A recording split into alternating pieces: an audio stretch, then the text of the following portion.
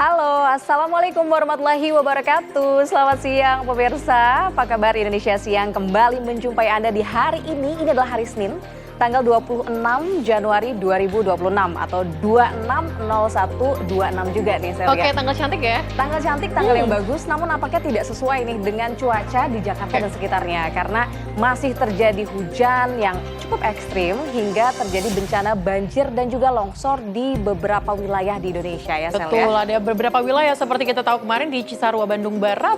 Kemudian juga terjadi banjir di Tangerang, Bekasi, dan juga Kerawang. Karena intensitas hujan yang cukup tinggi. Pagi tadi tampaknya hujan kembali nih, Indi. Cuma dari menjelang siang nih hujan sudah mulai reda. Kalau di Jakarta sih cuacanya berawan begitu ya. Berawan. Semoga nggak hujan ya di sore sampai dengan malam hari nanti. Sehingga debit air tidak kembali naik. Dan juga warga mungkin bisa kembali ke rumahnya masing-masing. Setelah banjir yang cukup lama, sekitar lebih dari 5 hari. Baik, dan nanti kita akan update informasi-informasi terbaru mengenai beberapa lokasi di Indonesia. Pemirsa, namun kita ke kabar yang pertama terlebih dahulu. Ini ada kabar mengenai kecelakaan beruntun yang terjadi di Jalan Lintas Sumatera, tepatnya di Kabupaten Tanah Datar, Sumatera Barat. 5 orang tewas dalam kecelakaan ini. Kecelakaan beruntun terjadi di Jalan Lintas Sumatera Padang Panjang Bukit Tinggi, Kabupaten Tanah Datar, Sumatera Barat. Kecelakaan melibatkan truk box yang menabrak truk tronton serta menabrak 3 kendaraan lainnya. Sebanyak 5 orang dinyatakan tewas dalam kecelakaan, sementara belasan lainnya mengalami luka-luka. Seluruh korban kemudian langsung dibawa ke Rumah Sakit Daerah Kota Padang Panjang. Baik, dapat kami sampaikan untuk laka beruntun tepatnya di penekian penyalayan dekat pesantren Nurul Ikhlas. Untuk kendaraan yang terlibat antara truk box dengan tronton. Kemudian juga dengan ada kendaraan roda 2 sebanyak 3 unit. Jam berapa kejadian ini, Pak? Untuk waktunya lebih kurang pukul 08.30 WIB pagi. Hingga kini pihak kepolisian masih melakukan olah TKP serta pendataan jumlah pasti korban. Dari Kabupaten Tanah Datar, Andri Saputra, TV One mengabarkan.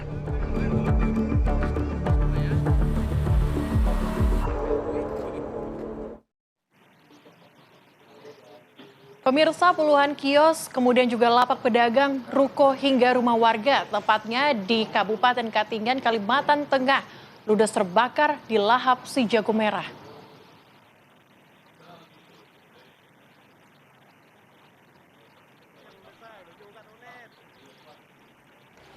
Ya pemirsa, inilah video amatir milik warga yang merekam detik-detik terjadinya kebakaran di kawasan pasar Kabupaten Katingan pada Minggu malam. Kepanikan warga tak terhindarkan saat kobaran api dengan cepat membesar dan membakar sejumlah bangunan di sekitar pasar. Api dengan cepat menjalar lantaran sebagian besar bangunan terbuat dari material kayu sehingga sangat mudah terbakar. Petugas pemadam kebakaran bersama relawan pemadam dari Kota Palangkaraya yang datang ke lokasi sempat mengalami kendala lantaran minimnya sumber air di sekitar pasar. Namun setelah berjibaku selama kurang lebih 4 jam, api akhirnya berhasil dipadamkan pada Senin dini hari. Hingga saat ini polisi masih menyelidiki penyebab kebakaran tersebut.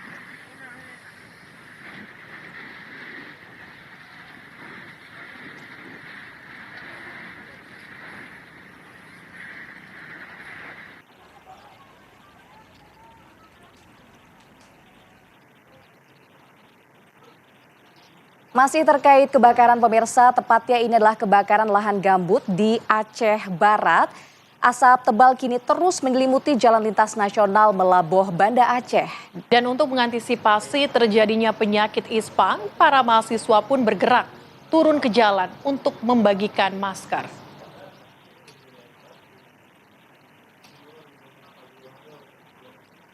Kebakaran 20 hektar lebih lahan gambut di Aceh Barat kini mulai berdampak pada warga. Akibat kabut asap yang menyelimuti jalan, jarak pandang pengendara pun mulai terganggu. Bahkan, warga pun kini rawan terserang penyakit saluran pernapasan atau ISPA yang disebabkan oleh kabut asap. Sebagai upaya antisipasi, belasan mahasiswa pun langsung bergerak cepat turun ke jalan dengan membagikan masker kepada warga yang melintas di wilayah nasional Melabuh, Banda Aceh.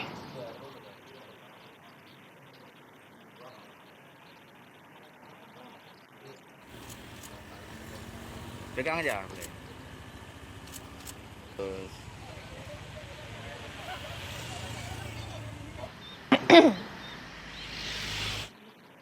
Pemirsa, di hari ketiga pasca bencana longsor yang terjadi di Pasir Lagu, Kabupaten Bandung Barat, Jawa Barat ini pemirsa, petugas tim gabungan SAR, TNI dan juga Polri masih terus melakukan pencarian terhadap 65 orang lagi yang masih belum ditemukan. Kendala buruknya cuaca di lokasi longsor, tepatnya di Desa Pasir Langu, Kecamatan Cisarua, membuat tim gabungan SAR, TNI, dan Polri masih memfokuskan pencarian di lokasi puing rumah korban.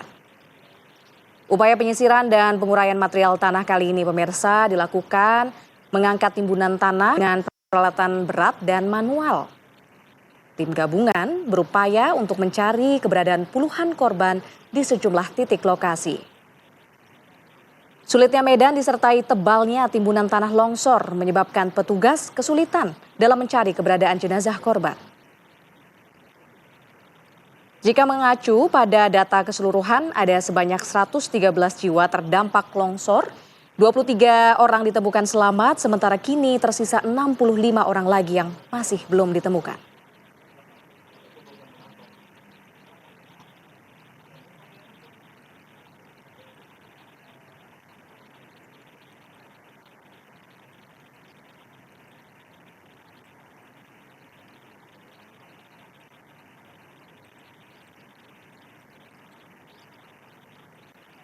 Sementara itu pemirsa, posko antemortem ini untuk proses identifikasi korban longsor di wilayah Pasir Langu, Kabupaten Bandung Barat terus melakukan identifikasi.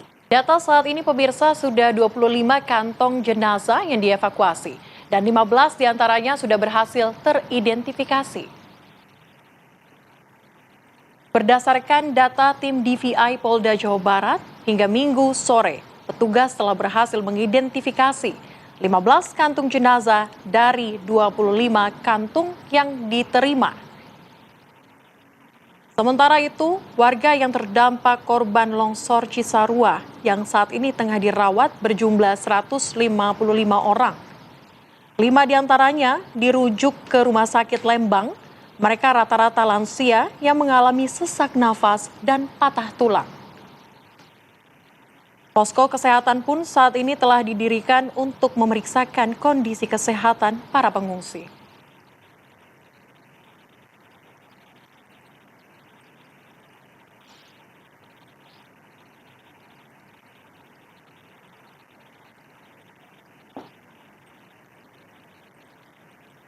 Masih mengenai informasi dari Cisarua, Bandung Barat, pemirsa, di mana 2 anggota Polres Cimahi gugur saat menjalankan tugas kemanusiaan membantu penanganan bencana longsor di Cisarua, Kabupaten Bandung Barat. Keduanya ini tertabrak truk TNI yang tengah mengangkut bantuan logistik ke lokasi bencana. Ini adalah gambaran detik-detik 2 anggota Polres Cimahi tewas tertabrak mobil anggota TNI saat menuju lokasi bencana longsor di Pasir Kuning, Cisarua, Bandung Barat. Kedua anggota polisi tersebut, pemirsa, adalah Aibtu Hendra Kurniawan dan Aibda Muhammad Jerry Sonkoneri. Mereka meninggal dunia di tempat kejadian.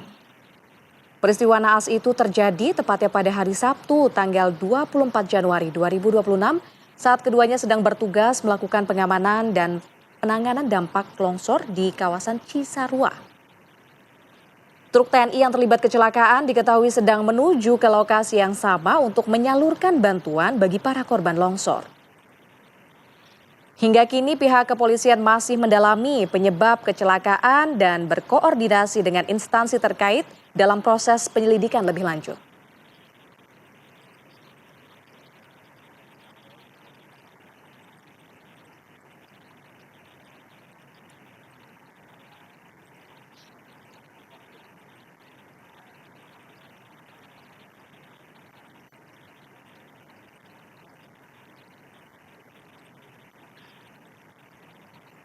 Ya pemirsa, untuk memperbarui informasi terkini dari lokasi bencana longsor di Bandung Barat, kita akan tanyakan kepada rekan-rekan kami yang sudah berada di lokasi.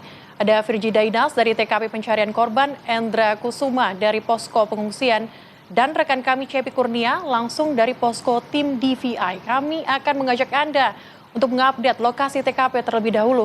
Virgi, bagaimana proses pencarian dari tim Basarnas di sana?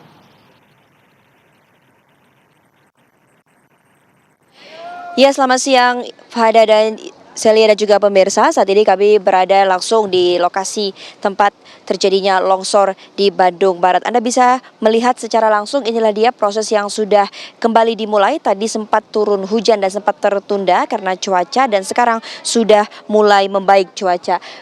Penggalian secara manual, lalu juga ada penggunaan alat berat hingga menggunakan anjing pelacak, ini seluruhnya dikerahkan dalam memudahkan pencarian, walaupun medan yang harus dilalui tim gabungan ini cukup sulit karena tanah yang sudah mengeras. Bahkan kalau Anda lihat ini seperti tanah kosong, padahal ini dulunya adalah bangunan rumah-rumah, lebih dari 30 hingga 50 rumah yang hilang tertimbun dengan longsor. Nah, kita langsung tanyakan saja bagaimana proses pencarian di hari ketiga ini langsung dengan relawan yang sudah selama 3 hari membantu proses pencarian. Halo Bapak, selamat siang. Bapak, sebelumnya terima kasih banyak sudah melakukan kerjaan kemanusiaan ini, Pak. Pak, bagaimana proses di hari ketiga ini?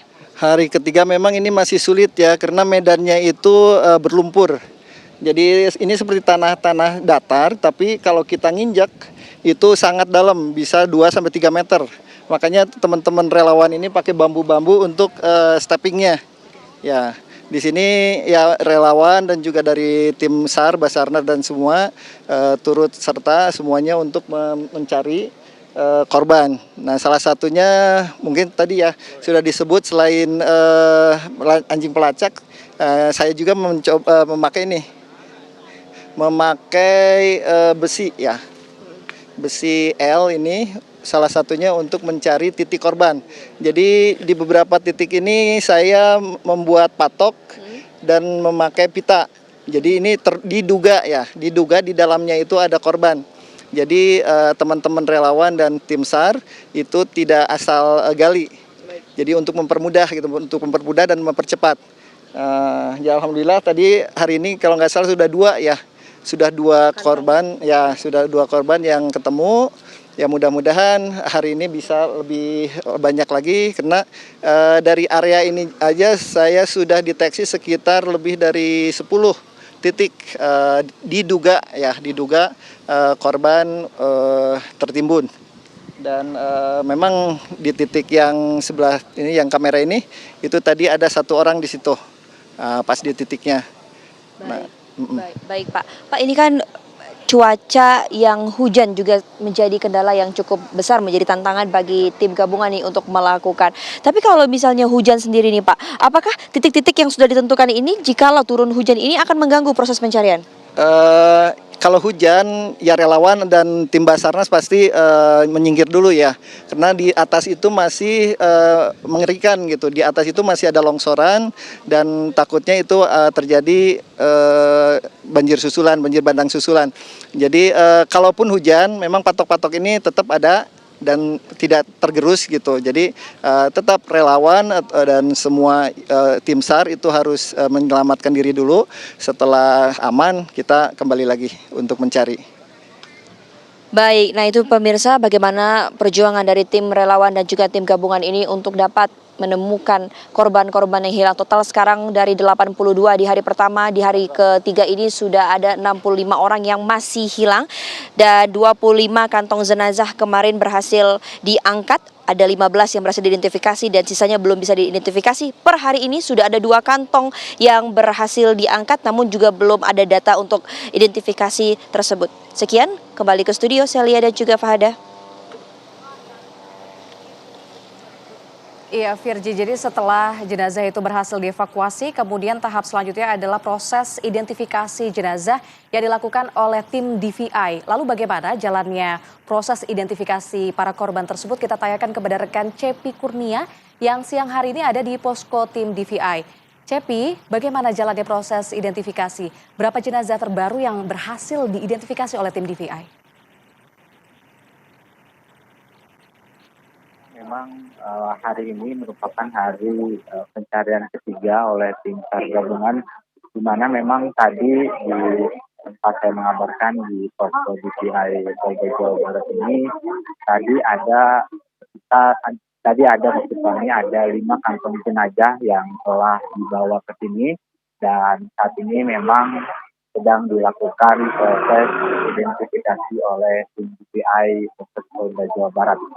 Dan untuk 5 kantong jenazah ini belum diketahui apakah kondisinya utuh atau memang hanya bagian tubuh yang tadi dibawa oleh tim SAR gabungan sendiri yang menggunakan ambulan yang jaraknya dari titik lokasi longsor di sini sekitar 1 kilometer. Dan saat ini memang di tempat yang mengabarkan ini sejumlah dari keluarga sejak dari kemarin hingga saat ini yang belum diketemukan, mereka tetap bertahan untuk mengetahui kondisi dari keluarganya yang tertimbun dari longsoran yang terjadi pada Sabtu dini hari kemarin.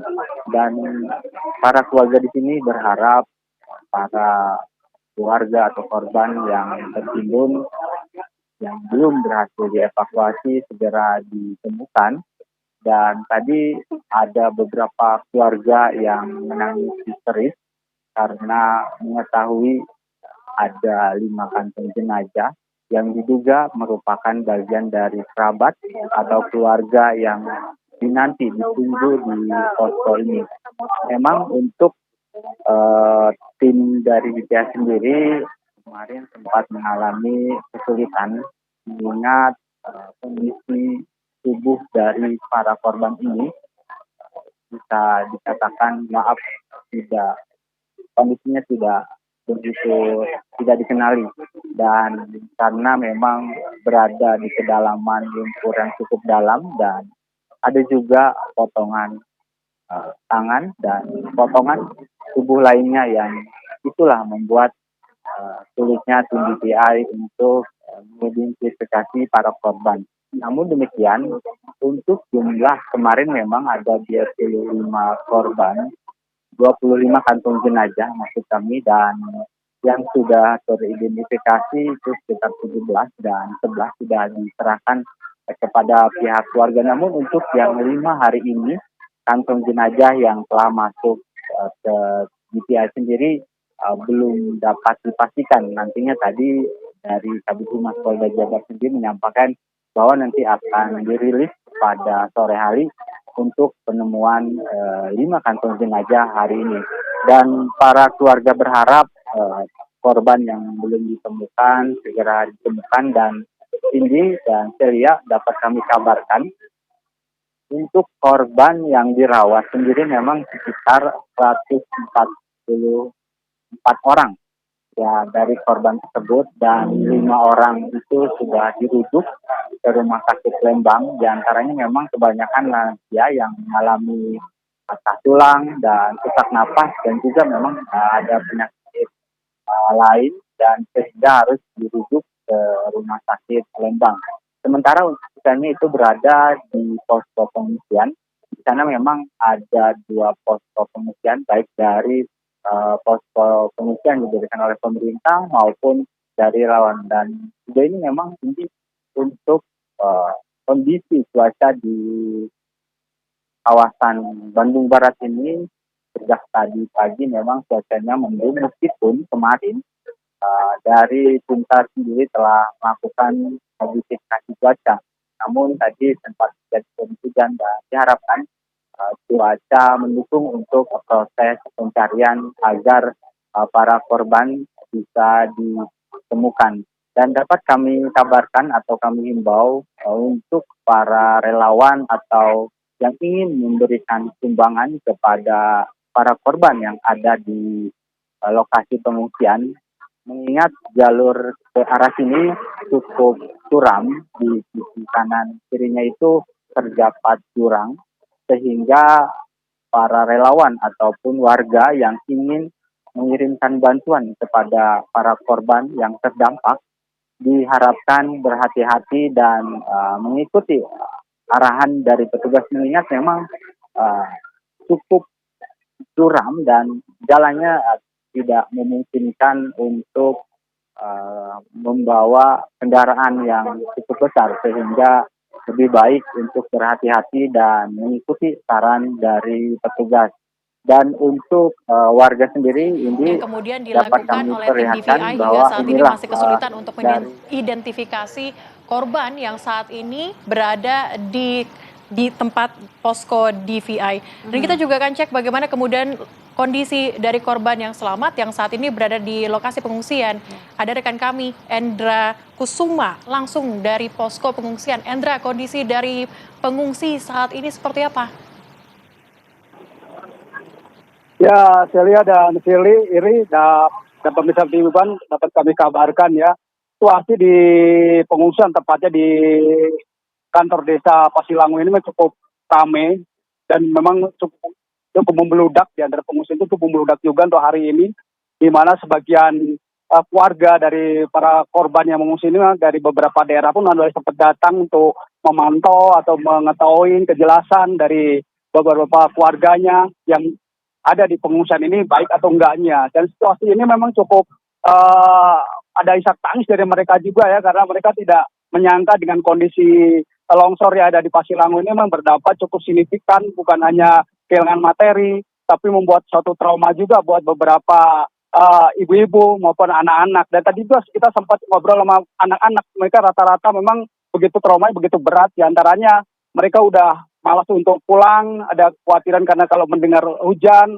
atau kalau dia mendengar ada gemuruh kayak gitu, dia pun ada keengganan. Dan sejauh ini pun dari beberapa ibu-ibu guru PAUD maupun pengajian di Cisarua pun memang memberikan motivasi terutama untuk trauma healing bagi mereka. Untuk sehari itu mungkin ada sekitar 2 kali 3 kali trauma healing yang rata-rata diikutin 80 sampai 67 orang, terutama anak-anak, dan mereka pun memang menyajikan dalam trauma ini beberapa permainan, main game, diberikan juga dongeng dan pengajian juga di antara mereka dan pendekatan secara motivasi kepada mereka agar mereka bisa kembali pulih untuk bisa beraktivitas kembali. Dan sejauh ini pula karena kondisi dari sekian anak-anak pun memang rata-rata dari mereka pun karena keengganan pulang ini memang membuat keluarga pun memang cukup berat juga. Ya, dia juga bingung juga di antara mereka karena dengan di pulangan ini dengan kondisi ada kekhawatiran kembali akan terjadi longsor susulan. Sejauh ini pula di pengungsian tidak hanya membludak di antara pengungsi aja. Di antaranya ada sekitar, kalau menurut data insiden komander, ada 900 pengungsi yang hadir di kantor desa Pasilangu ini, dan itu pun tidak hanya ternyata cukup berdampak kepada bantuan di logistik. Dan kalau saya perlihatkan tadi memang beberapa bantuan pun ternyata bukan hanya makanan yang disediakan dari beberapa lembaga maupun institusi maupun yayasan, tapi beberapa baju. Dan kalau kita perhatikan beberapa baju pun memang kalau diperhatikan tadi banyak yang terbengkelai dan ini kayak udah kayak gak dipakai gitu. Jadi beberapa warga pun berharap bukan hanya bantuan pakaian aja, tapi menurut mereka yang layak aja, tapi mereka berharap ada bantuan lain selain pakaian yang mungkin yang lebih layak lagi untuk bisa dipakai, kayak cewek misalnya untuk anak-anak perempuan mungkin untuk dalamannya pun dia memang memerlukan sekali. Itu mungkin yang akan kami kabarkan dari perkembangan terkini. Celia dan Sherly. Baik, untuk memulihkan psikis para pengungsi di sana, trauma healing bahkan dilakukan 2 hingga 3 kali ya dalam sehari. Terima kasih atas laporannya Endra Kusuma langsung dari Bandung Barat, Jawa Barat. Sebelum juga ada rekan Virji dan juga Cepi Kurnia. Pemirsa, sebanyak 400 siswa sekolah dasar terdampak bencana longsor di Desa Pasir Langu, Kecamatan Cisarua, Kabupaten Bandung Barat. Mereka pun hingga saat ini melaksanakan proses belajar mengajar jarak jauh atau PJJ. Informasi lengkapnya untuk Anda. Usai jeda, tetaplah bersama kami.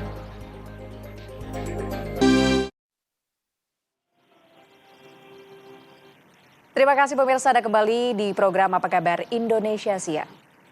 Pemirsa, sebanyak 400 siswa sekolah dasar terdampak bencana longsor, tepatnya di Desa Pasir Langu di Kecamatan Cisarua, Kabupaten Bandung Barat. Dan mereka pun melaksanakan pembelajaran jarak jauh karena sekolah mereka ini digunakan sebagai posko pengungsian. Sejumlah sekolah di sekitar lokasi bencana longsor saat ini digunakan sebagai posko pengungsian dan juga dapur umum. Bagi siswa yang tinggal di posko pengungsian, sejumlah relawan memberikan layanan trauma healing untuk memulihkan kondisi psikologis anak-anak pasca bencana. Terdapat 3 sekolah di Desa Pasir Langu yang melaksanakan pembelajaran secara daring akibat terdampak bencana longsor, yaitu SDN 1 Pasir Langu, SDN Karya Bakti, dan SDN Cinta Bakti. Pembelajaran jarak jauh mulai dilaksanakan sejak hari ini dengan mekanisme guru menyiapkan materi dan menyampaikan secara daring melalui media komunikasi yang tersedia.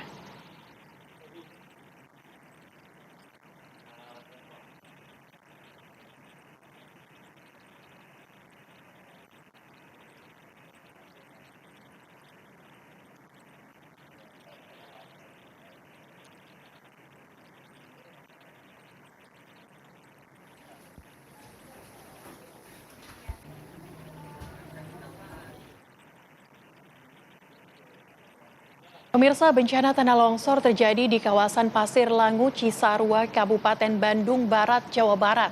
Hujan deras memicu pergerakan tanah di wilayah lereng yang padat pemukiman. Lalu, seberapa rawan kawasan ini secara geologi?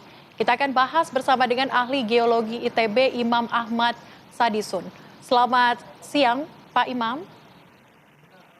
Selamat siang, Mbak Celia dan Mbak Fahada ya. Suara saya cukup jelas mudah-mudahan. Baik, ya. Cukup jelas Pak, terdengar dengan jelas. Pak Imam, kita ingin tahu secara geologi dan juga topografinya, apa kemudian yang membuat kawasan Pasir Langu ini rawan longsor? Ya, seperti diketahui bahwa Pasir Langu itu terletak relatif ya di salah satu lereng Burangrang. Jadi sebenarnya untuk area bencana sendiri itu bagian dari lereng yang relatif lebih landai atau datar bergelombang saya sebut ya. Kemudian kita memiliki lereng yang lebih terjal itu yang menjadi bagian dari lereng Burangrang. Dan memang di wilayah Cisarua sendiri ya, daerah-daerah utamanya di lereng Burangrang adalah daerah bekas gunung api purba. Ya, daerah perbukitan yang tersusun oleh batuan-batuan vulkanik muda relatif ya yang mengalami pelapukan dalam jangka waktu yang lama sehingga juga pada permukaan lereng itu memiliki tanah yang relatif tebal. Itu secara geologi seperti itu kurang lebih. Baik. Jika demikian, Pak, ini untuk longsor yang kemarin menimpa Bandung Barat ini, apakah murni diakibatkan oleh curah hujan yang cukup tinggi atau cuaca yang ekstrim, atau mungkin ada faktor struktur tanah yang sangat mempengaruhi, Pak? Ya, tadi saya katakan memang tebalnya tanah yang dalam proses atau jangka waktu yang lama ya dari endapan gunung api muda. Nah, itu memang menjadi faktor yang saya sebut sebagai mengontrol kejadian longsoran. Nah, biasanya memang awal-awal longsoran itu ya atau ada potensi bidang gelincir terbentuk di batas-batas antara zona pelapukan batuan itu dengan batuan dasarnya. Terutama diakibatkan oleh karakter dari tanah yang tentunya memiliki kekuatan secara umum ya, termasuk kekuatan geser yang lebih rendah dibanding batuan dasarnya. Dan juga efek dari bagaimana perilaku tanah atau hasil pelapukannya yang relatif lebih permeable ya dibanding batuannya. Sehingga sangat berpotensi pada batas tersebut menjadi yang kita sering sebut sebagai bidang gelincir dalam longsoran. Nah, itu yang terjadi sebenarnya di relatif lereng-lereng yang terjal di bagian atas ya, salah satu lereng Gunung Burangrang. Nah, yang menarik dari mekanisme longsoran, kalau boleh saya lanjutkan ya. Jadi, longsoran relatif sebenarnya terjadi di bagian atas ya, daerah perbukitan, yang mana pada longsoran itu sangat terhubung dengan aliran sungai ya yang mengalir menuju area-area bawah di mana perkebunan ya dan pemukiman di mana penduduk tinggal biasanya di dekat-dekat sungai gitu. Sehingga apa yang bisa kita lihat dan berdasarkan video-video yang ada juga gitu ya, informasi foto-foto yang ada. Nah, itu tampak jelas ya bahwa jejak atau jalur aliran dari lumpur yang longsor ke bawah melalui area pemukiman penduduk dan menerjang kawasan-kawasan pemukiman maupun perkebunan yang ada di sana. Kurang lebih seperti itu.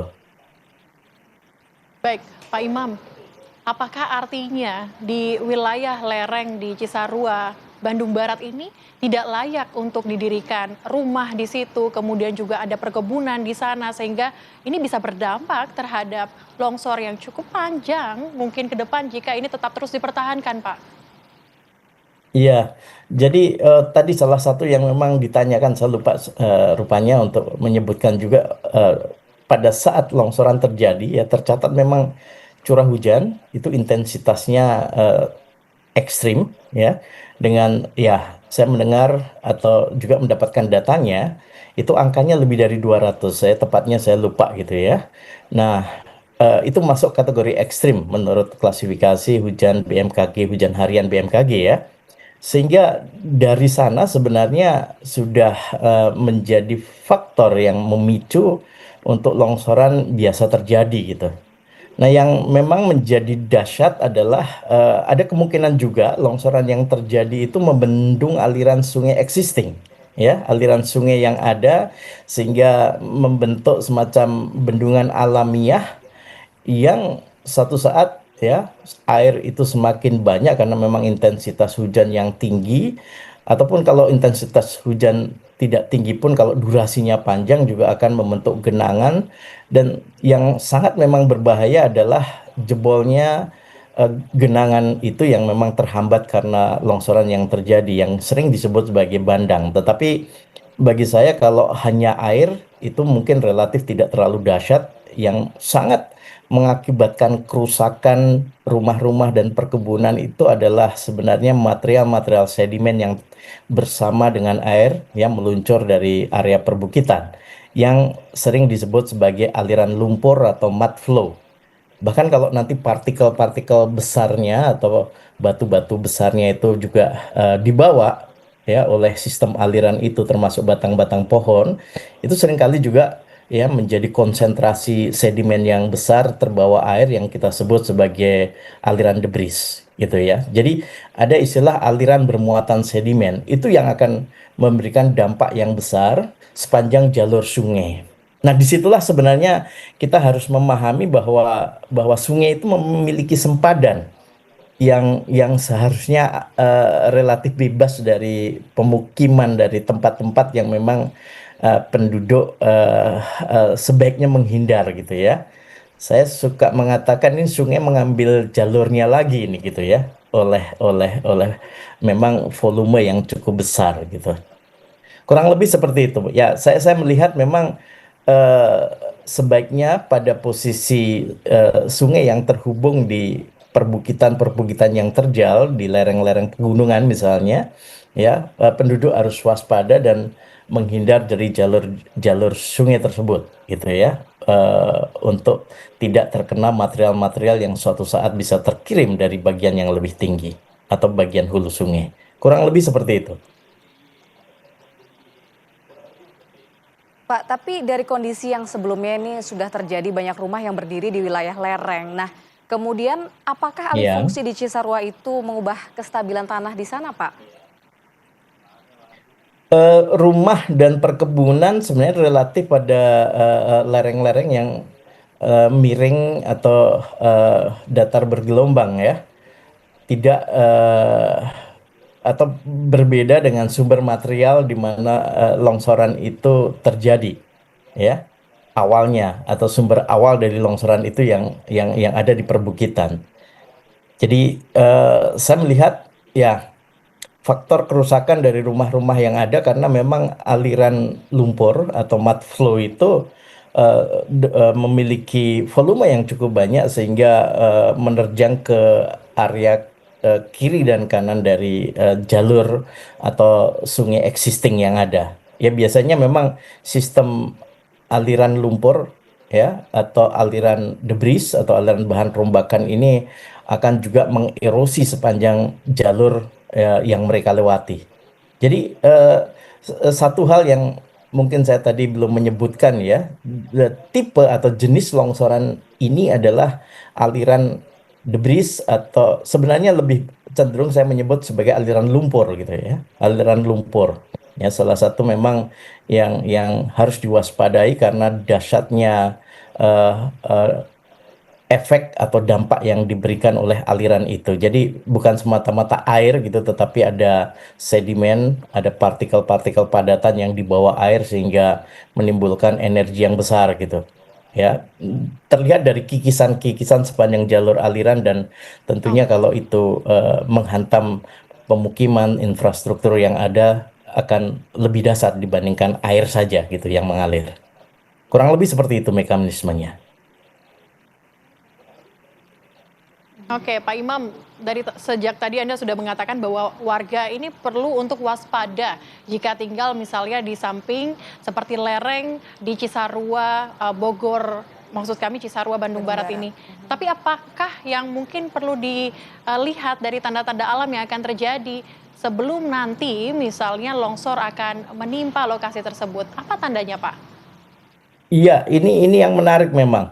Jadi jenis longsoran yang seperti ini seringkali saya sebut sebagai aliran lumpur yang sumbernya tidak kelihatan. Ya, dalam bahasa atau terminologi internasional kita sebut sebagai channelized mud flow. Jadi mengalir melalui channel atau jalur-jalur yang biasanya memang bisa menjadi jalur sungai existing ataupun jalur aliran air permukaan gitu.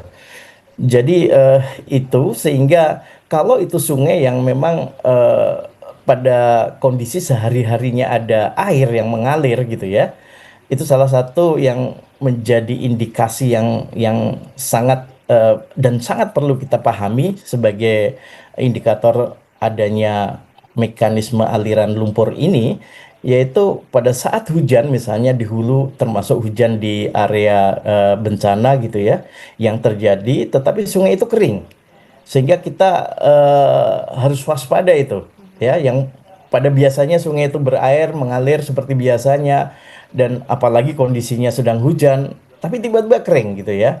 Nah, itu pasti ada sesuatunya di hulu dan yang saya khawatirkan adalah terjadi pembendungan ya pada sistem aliran sungainya yang suatu saat bisa jebol. Dan kalau sudah jebol ya akan mengakibatkan aliran lumpur yang sangat dahsyat yang kemungkinan terjadi di Cisarua ini. Jadi seperti itu, tanda-tanda awalnya memang kita harus memahami benar karakter sungai, penduduk juga harus paham gitu. Nah, lebih baik lagi memang dalam era modern seperti ini ada instrumen-instrumen juga yang bisa dipasang sebenarnya gitu ya. Tetapi kita juga tidak perlu terlalu mengandalkan instrumen kalau penduduk sendiri juga aware terhadap sungai yang ada di bagian hulu misalnya ya. Ada patroli-patroli khusus yang bisa dilakukan, jangan sampai ada pembendungan aliran-aliran sungai apalagi di lereng yang terjal yang suatu saat bisa jebol dan mengalir cukup derasnya ke area perkebunan dan pemukiman. Nah, itu yang mestinya ya saya berharap bisa dilakukan juga ke depannya. Berarti nanti warga harus melihat betul ya bagaimana kemudian kondisi di hulu terutama untuk mengenali karakteristik dari sungai tersebut. Terima kasih Pak Imam sudah bergabung bersama dengan kami di Apa Kabar Indonesia siang kali ini. Sehat selalu Pak Imam. Terima kasih juga untuk Baik, Mbak pemirsa, Celia masih ada kabar menarik lainnya di Apa Kabar Indonesia siang. Ya, namun usai jeda pariwara berikut ini, pemirsa, yakni salah satunya adalah informasi mengenai seorang pelaku curanmor yang masuk rumah warga dan nyaris diamuk massa. Kabar selengkapnya sesaat lagi usai jeda pariwara berikut ini, tetap di Apa Kabar Indonesia siang.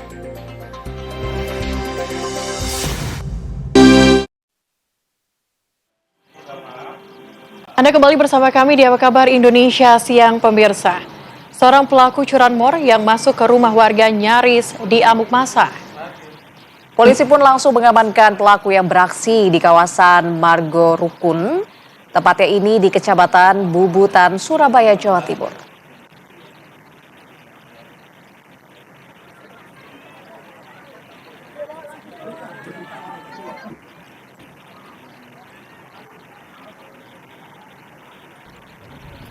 Ya pemirsa, Kapolsek berjibaku menghadapi kerumunan massa yang masih emosi untuk memastikan pelaku selamat dari amukan massa.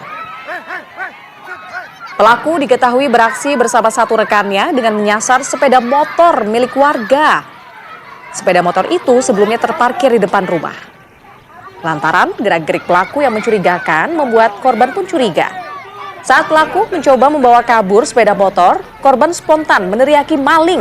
Teriakan itu pun mengundang perhatian warga sekitar yang tanpa dikomando langsung mengejar pelaku.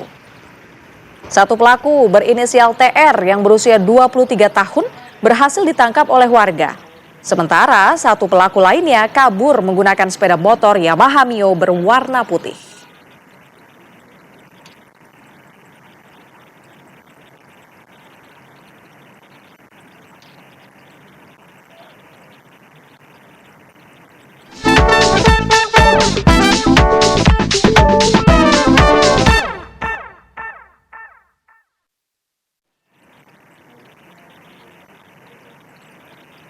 Ya pemirsa, seorang bapak rela memodifikasi truknya untuk bisa mengantar anak-anaknya bersekolah dan mengejar impian mereka.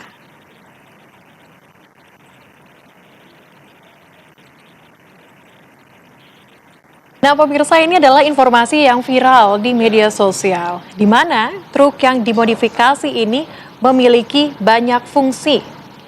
Selain mengantar anak-anak sekolah, juga merangkap menyiram debu di jalan saat kemarau. Tampak di bagian belakang kiri truk dimodifikasi agar anak-anak bisa masuk ke dalam. Mirip seperti bus, tetapi lebih fleksibel untuk berbagai kegiatan.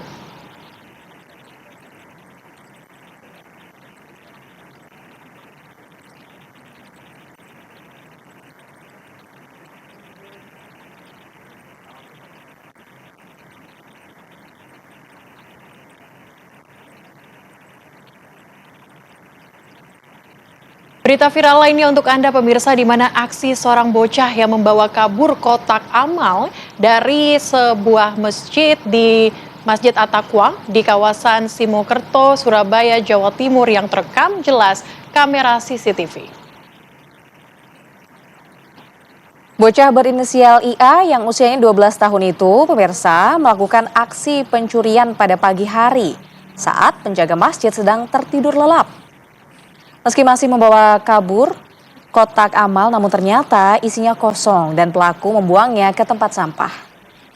Gagal meraup uang dari kotak amal, bocah bengal ini kemudian nekat membobol rumah warga di kawasan sekitar yang tak jauh dari masjid. Namun aksinya diketahui oleh pemilik rumah dan pelaku berhasil diamankan. Pelaku mengaku nekat mencuri untuk memenuhi kebutuhan makan sehari-hari. Lantaran masih di bawah umur, bocah itu pun diserahkan ke Satpol PP untuk selanjutnya menjalani pembinaan di Liponsos Keputih, Sukolilo, Kota Surabaya.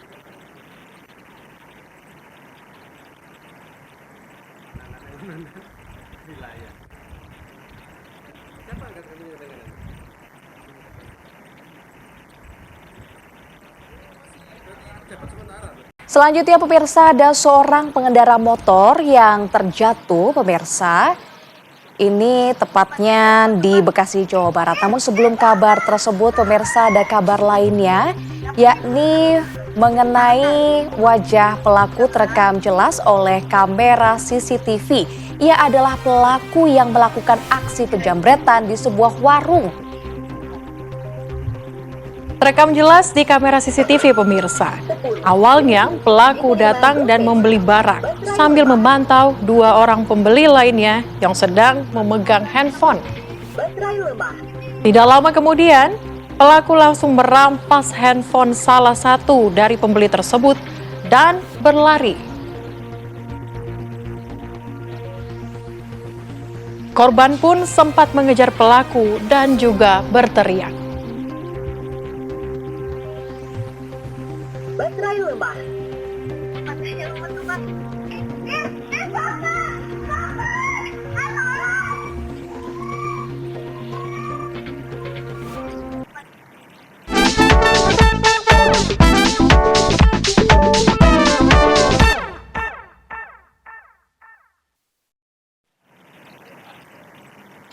Ya pemirsa, banjir yang menggenangi perumahan Nebraska Teras ini ternyata sempat surut pada Minggu sore, namun kembali menggenangi pemukiman di Kabupaten Bekasi tersebut. Kami hadirkan kabar selengkapnya untuk Anda pemirsa usai jeda pariwara berikut ini. Tetap bersama kami di Apa Kabar Indonesia Siang.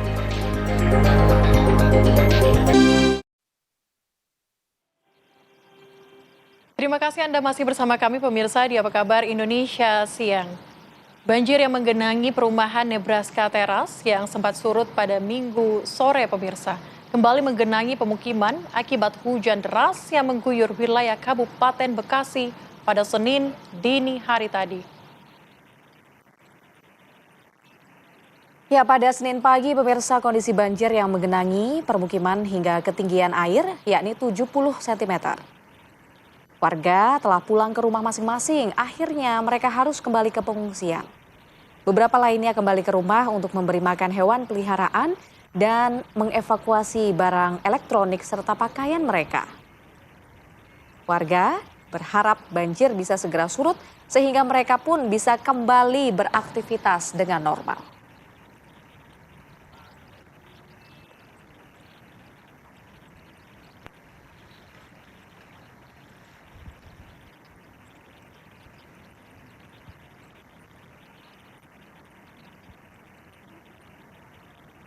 Belum banyak perubahan, ini baik di 60 desa dalam 21 kecamatan di Karawang, Jawa Barat setelah digenangi oleh banjir lebih kurang selama sepekan terakhir.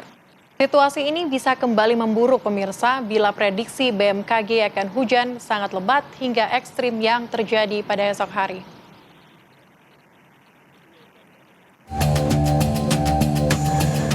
Dari udara terlihat jelas seluas apa wilayah di Karawang yang direndam banjir sepekan terakhir. Luas wilayah ini mencakup 60 desa di 21 kecamatan. Banjir terparah dialami warga desa Karangligar. Ratusan rumah warga dan ratusan hektare sawah terdampak. Dari ketinggian permukaan banjir terlihat terjadi penyusutan. Namun, penyusutan itu belumlah seberapa karena masih ada sejumlah titik yang direndam banjir setinggi 2 meter bahkan lebih. Menurut BPBD Karawang, banjir ini disebabkan curah hujan tinggi di hulu sungai.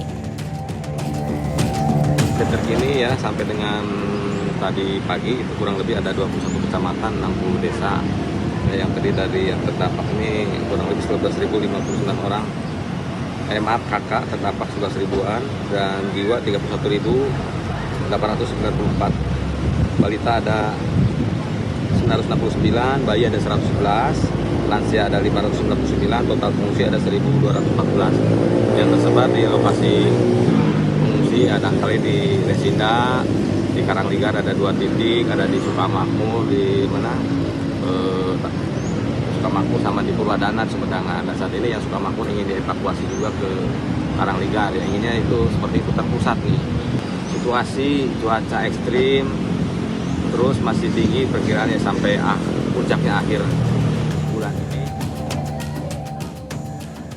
Jika memang faktor cuaca adalah penyebab utama banjir di Karawang, maka korban banjir masih harus mewaspadai perakiraan cuaca dari BMKG. Terbaru, BMKG memprediksi bakal terjadi hujan sangat lebat hingga ekstrem di Karawang besok. Status awas pun dikeluarkan pada peringatan dini BMKG tadi pagi untuk wilayah Karawang besok. Dalam status awas, BMKG meminta masyarakat mewaspadai potensi banjir bandang, longsor, hingga jalur transportasi yang mungkin terdampak. Dari Karawang, Jawa Barat, Agung Prasetyo, TV One mengabarkan.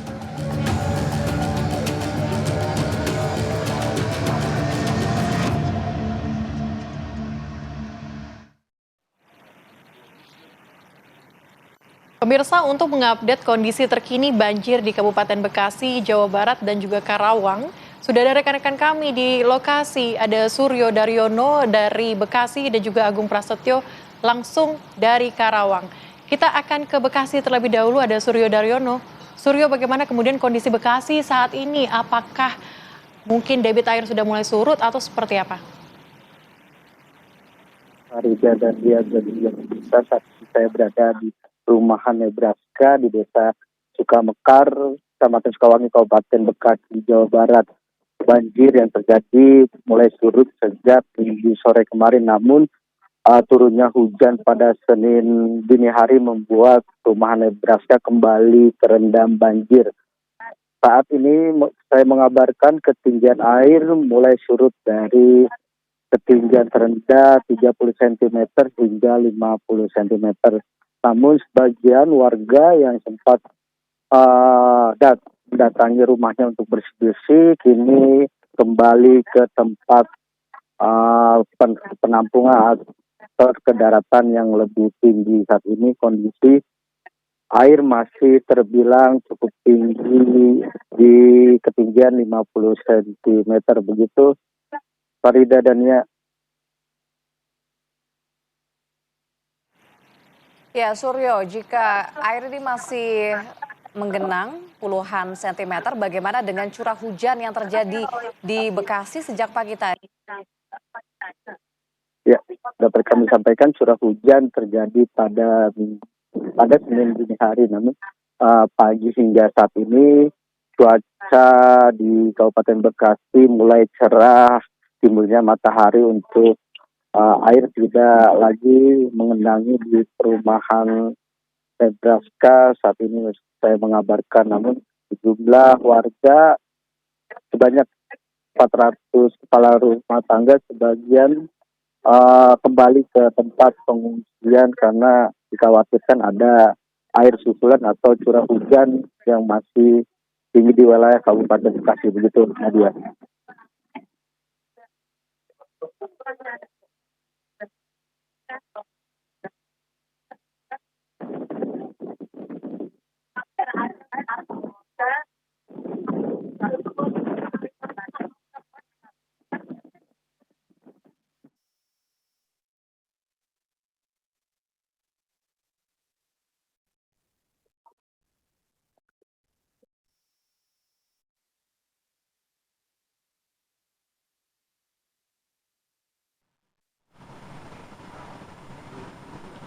Agung Prasetyo, bagaimana kemudian kondisi terkini di Karawang? Saya pada ini juga pemirsa, informasi terkini pantauan banjir yang terjadi di Desa Karangligar, Kecamatan Teluk Jambe, Karawang, Jawa Barat. Saat ini kami mengabarkan di Dusun Kampek, dan memang untuk debit air berangsur surut atau berkurang dari hari sebelumnya ataupun sejak tadi pagi.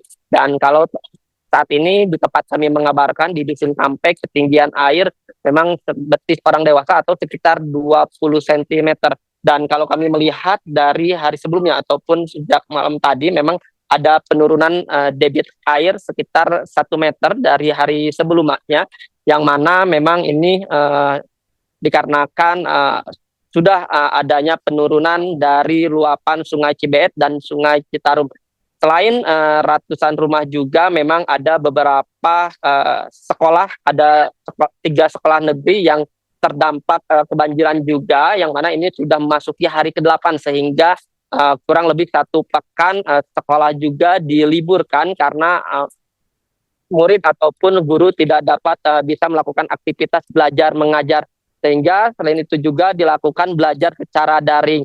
Dan dapat kami informasikan juga memang tadi untuk makanan bergizi gratisnya pun dibagikan kepada anak-anak, hanya datang dipanggil ke sekolah, setelah itu murid kembali ke rumahnya ataupun dipulangkan. Dan dapat kami informasikan juga kepada pemirsa memang kondisi air sudah mulai berangsur surut. Para warga yang terdampak juga sejak tadi pagi sudah melakukan bersih-bersih rumah ataupun lumpur yang ada di dalam rumah yang terbawa material banjir, sehingga untuk ketinggiannya pun cukup pendek. Dan kalau kami berjalan ke arah dalam sana memang ada masih cukup tinggi sekitar 1 meter lebih. Dan data yang kami terima dari BPBD Kabupaten Karawang untuk di Desa Karangligar sendiri, sedikitnya hingga hari ini masih ada 667 rumah yang masih terdampak dengan jumlah jiwa yaitu 2.562 orang. Warga yang masih berada di posko pengungsian yaitu sebanyak 630 orang dengan rincian 40 orang balita dan 5 orang bayi dan sisanya orang dewasa. Dan selain itu juga untuk pengungsian yang ada di Desa Karanglegar ini, para warga yang korban banjir mengungsi di kantor desa, posko pengungsian Jalan Ajo, rumah pinggir jalan yang ada di sepanjang Desa Karanglegar ini. Selain itu juga yang terutama ada di posko pengungsian. Dan kalau berbicara dengan bantuan, memang untuk logistik sendiri, pihak dari Dinas Sosial Kabupaten Karawang juga telah menyiapkan sekitar kurang lebih 250 setiap waktunya, yang mana ini juga ditambah dengan makanan bergizi gratis yang selain dibagikan ke para warga, ini maksud kami dibagikan ke murid, ini juga dibagikan ke para warga, karena memang untuk 3 sekolah yang ada di Desa Karanglegar ini masih terdampak kebanjiran. Sementara itu yang dapat kami kabarkan di lokasi banjir yang ada di Karanglegar, Pak Hada Indi. Ya, ratusan rumah dan ribuan jiwa ini masih terdampak akibat banjir di Karawang, Jawa Barat, maupun tadi juga di Bekasi ya. Banjirnya ternyata belum surut. Kita doakan bersama pemirsa, semoga banjir di wilayah Jawa Barat ini bisa segera surut dan warga bisa beraktivitas kembali normal. Terima kasih atas informasinya Suryo dan juga Agung dari Bekasi dan Karawang, Jawa Barat. Pemirsa, Gubernur DKI Jakarta Pramono Anung meninjau pengerukan Kali Sepak Kembangan, Jakarta Barat.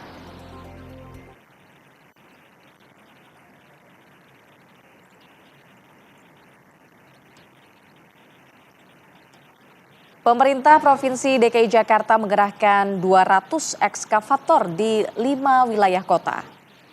Ini adalah langkah preventif pemirsa untuk mengantisipasi potensi banjir menyusul perkiraan curah hujan yang tinggi dari BMKG. Kali Sepak merupakan salah satu muara penting yang terhubung dengan Cengkareng Drain, serta menjadi lintasan aliran air antar wilayah dan provinsi.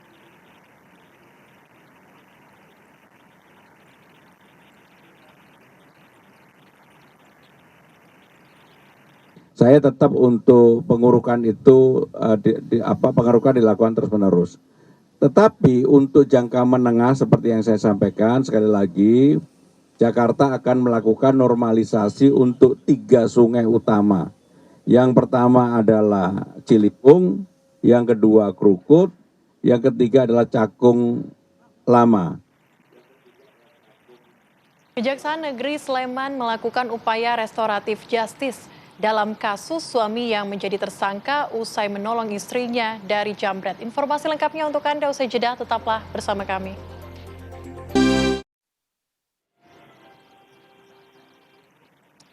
Ya pemirsa, ada kembali di Apa Kabar Indonesia Siang, masih bersama Fahada dan juga Celia. Nah, kita ke kabar selanjutnya ini pemirsa, kasus yang menjadi perhatian seluruh warga Indonesia, yakni seorang suami di Sleman, Yogyakarta yang dijadikan tersangka karena melindungi istrinya dari jambret.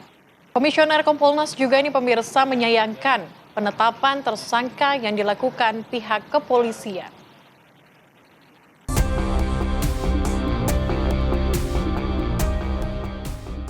Seorang suami di Sleman, Yogyakarta dijadikan tersangka karena melindungi istrinya dari jambret. Sang suami ditetapkan tersangka oleh Kepolisian Polresta Sleman, Yogyakarta dalam kasus kecelakaan lalu lintas. Arista Minaya tidak bisa menahan kesedihan dengan kasus yang menimpa suaminya. Menurut sang istri, saat itu suaminya yang mengendarai mobil memepet motor pelaku hingga keduanya terjatuh dan tewas di lokasi kejadian. Usai para pelaku menjambret tas miliknya di Jalan Jogja Solo, Baguoharjo, Sleman pada 26 April 2025. Arista pun mengaku kaget dan syok suaminya dijadikan tersangka, padahal membela dirinya dari jambret. Di sekitar jembatan Transmart itu saya dijambret dipepet dari sebelah kiri, kemudian tas saya dikater. Dibawa sama jambretnya, spontan saya berteriak jambret, kemudian suami saya dengan spontan mengejar jambretnya itu dan dipepet sama suami saya agar berhenti, tapi karena tidak mau berhenti, jambretnya memacu kecepatan lebih tinggi lagi, kemudian menabrak tembok itu lalu terpental ke jalan raya. Tentu saja kami shock, kaget kenapa ditetapkan jadi tersangka. Iya. Kompolnas menyayangkan penetapan tersangka yang dilakukan oleh pihak kepolisian. Menurutnya, tindakan yang dilakukan oleh sang suami adalah murni pembelaan diri dari tindak kejahatan jambret. Sangat disayangkan gitu. Sebenarnya kalau dilihat dari sementara apa yang dijelaskan oleh sekali lagi oleh Ibu Arista tadi, terlihat motifnya itu adalah pembelaan. Pepermah, ya, untuk menyelamatkan harta bendanya.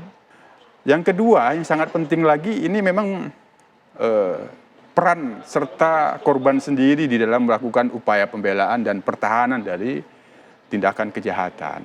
Nah, tentu ke depan apabila ini berlanjut proses hukumnya, ini akan menimbulkan pemaknaan bahwa para pelaku-pelaku kejahatan jambret seperti ini kabur saja. Iya. Nah, nanti ketika pun kita meninggal, yang melakukan korban itu katakan yang itu melakukan upaya seperti yang tidak tadi, nanti di penjara mereka. Begitu. Ya, jadi. Sementara itu, Polresta Sleman, Yogyakarta buka suara atas peristiwa ini. Kapolresta Sleman, Kombes Edi Setianto menyebut kasus ini berlanjut ke proses hukum karena tidak ditemukan upaya damai dari kedua belah pihak. Polresta Sleman tentunya dalam menangani perkara laka lantas ini mengedepankan restoratif justice, ya, telah melakukan upaya-upaya memberikan ruang kepada kedua belah pihak untuk melakukan mediasi, kemudian menghubungi para pihak, yaitu para penasihat hukumnya, untuk melakukan upaya-upaya berdamai. Namun beberapa kali sudah disampaikan tidak ada titik temu, sehingga proses penanganan laka lantas ditangani melalui jalur hukum. Dari Sleman, Yogyakarta, Andri Prasetyo, TV One mengabarkan.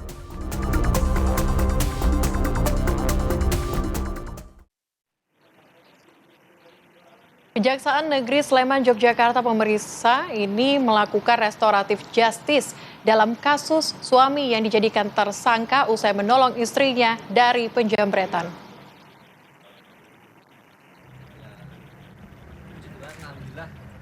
Ya, proses keadilan restoratif justice ini pemirsa dilakukan di Kejaksaan Negeri Sleman pada Senin siang. Tersangka Hogi Minaya dan istrinya Arsita Minaya hadir langsung bersama kuasa hukumnya. Sementara keluarga jambret hadir melalui video conference dari Palembang dan Pagar Alam, Sumatera Selatan. Dalam pertemuan ini, kedua belah pihak saling memaafkan dan sepakat untuk menyelesaikan secara restoratif justice. Kuasa hukum tersangka Hogi Minaya menyebut bahwa restoratif justice ini menjadi langkah awal untuk mencari keadilan bagi kliennya. Kedua belah pihak masih akan melakukan pertemuan lanjutan untuk membahas bentuk kompensasi dari keluarga tersangka kepada keluarga jambret.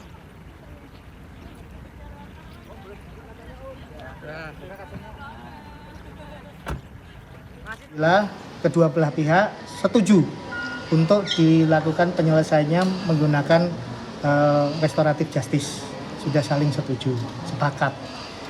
Kemudian sudah saling memaafkan, ya, kedua belah pihak sudah saling memaafkan. Hanya tinggal ini untuk perdamaiannya. Ini perdamaiannya masih akan dikonsultasikan lagi dan dikomunikasikan antara para penasihat hukum, baik penasihat hukum tersangka maupun penasihat hukum dari korban sendiri, itu akan mengkonsultasikan dan nanti. Berikut adalah lini masa kronologi pemirsa peristiwa penjambretan yang mengakibatkan Hogi, suami dari korban jambret, menjadi tersangka kecelakaan lalu lintas yang menewaskan pelaku penjambretan.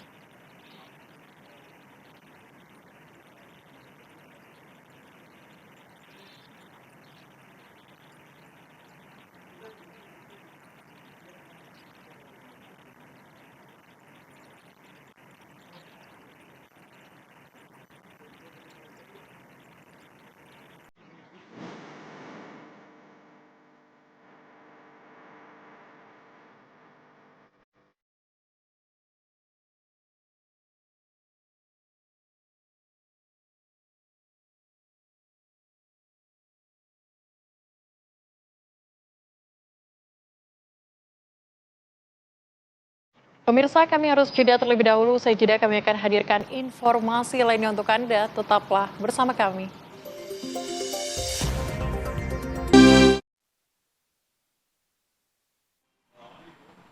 Anda masih bersama kami di Apa Kabar Indonesia Siang, pemirsa.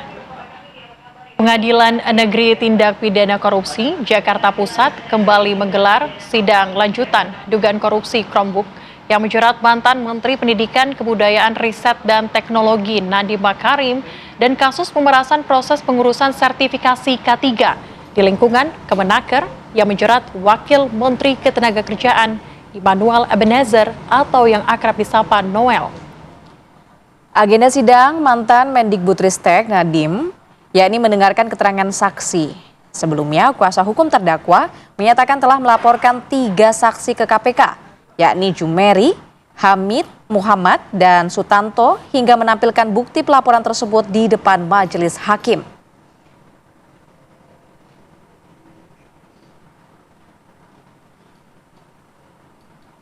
Sementara itu, terdakwa Wakil Menteri Ketenagakerjaan Immanuel Ebenezer atau Noel mengaku siap dihukum mati terkait kasus pemerasan proses pengurusan sertifikasi K3 di Kemnaker.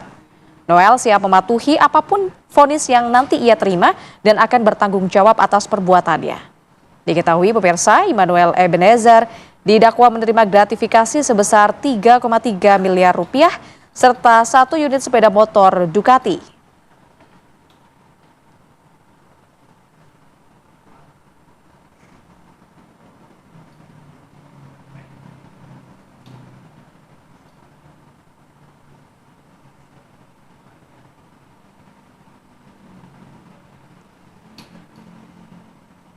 Komisi 3 DPR RI menggelar rapat kerja bersama dengan Kapolri Jenderal Listio Sigit Prabowo dan para kepala daerah kepolisian se-Indonesia.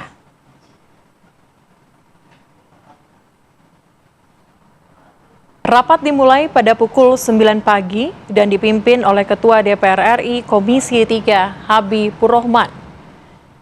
Agenda rapat ini membahas evaluasi kinerja Polri sepanjang tahun anggaran 2025.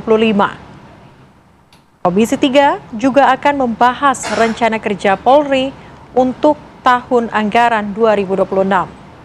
Rapat kerja ini diharapkan dapat menjadi momen penguatan, pengawasan, serta peningkatan kinerja Polri dalam mengayomi masyarakat.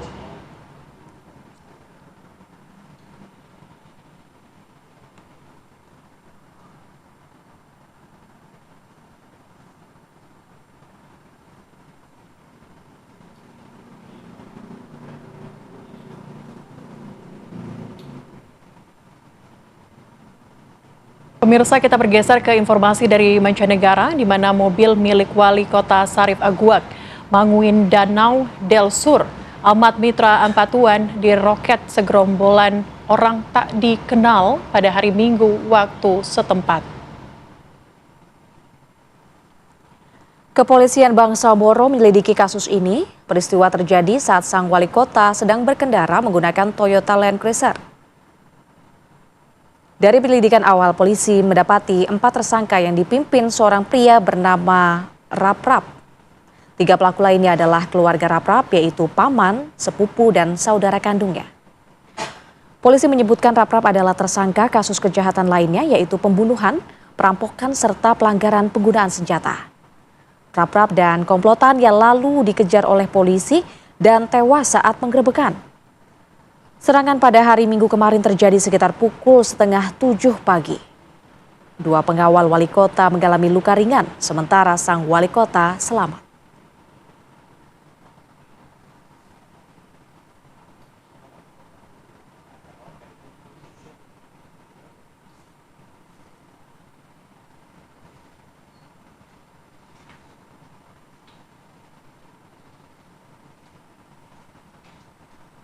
Ya pemirsa, informasi tadi sekaligus menutup jumpa kita di Apa Kabar Indonesia siang kali ini. Saya Celia Alexandra. Dan saya Fade ini tentunya mewakili kru yang bertugas mengucapkan terima kasih pemirsa atas kebersamaan Anda. Selamat siang dan sampai jumpa. Sampai jumpa.